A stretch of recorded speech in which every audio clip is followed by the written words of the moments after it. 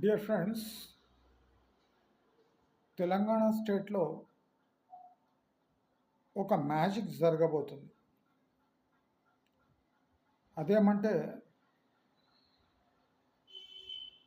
18,000 కోట్ల ప్రతి నెల ఆదాయంలో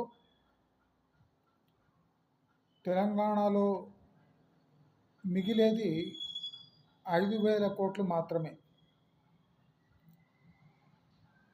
సంక్షేమము, స్కీమ్ ఇంప్లిమెంటేషను, దీనికి మిగిలేది 5,000 కోట్లు.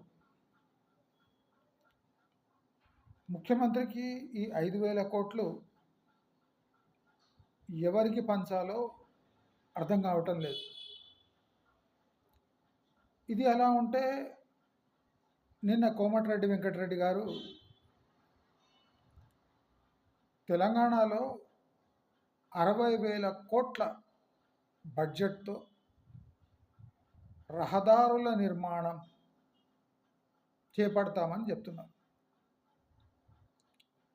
మరి 5,000 కోట్ల మిగులు బడ్జెట్తో ఉన్న తెలంగాణ రాష్ట్రంలో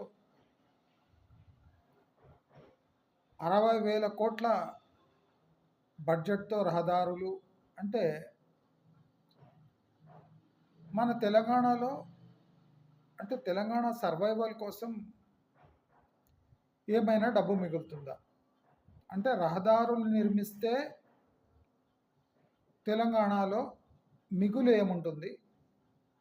లేదా సంక్షేమం కోసం 5,000 కోట్లు ఖర్చు చేస్తే ఈ రహదారులు ఎప్పుడు నిర్మిస్తారు? అంటే నా ప్రకారం ఈ బడ్జెట్తో వెళ్తే రహదారుల నిర్మాణానికి 30 సంవత్సరాల పైచిలుకు పడుతుంది. అంటే స్టేట్ ఇలాగే కొనసాగితే ఈ రహదారుల 60,000 కోట్ల బడ్జెట్ ప్రాక్టికల్గా ఇంప్లిమెంట్ కావడానికి 30 సంవత్సరాలు పడుతుంది. మరి ఈ చిన్న చితకా బడ్జెట్తో ఈ 60,000 కోట్లు ఎక్కడి నుంచి తెస్తారు? ఎందుకంటే అప్పు కూడా పుట్టట్లేదు స్టేట్కి. టెండర్లు ఎందుకు పిలిచారు? టెండర్లో ఎవరు పాల్గొంటారు? ఆ టెండర్లో పాల్గొన్న వాడికి డబ్బు తిరిగి ఎలా చెల్లిస్తారో ప్రభుత్వం చెప్పాల్సిన అవసరం ఉంది అని నేను అనుకుంటున్నాను.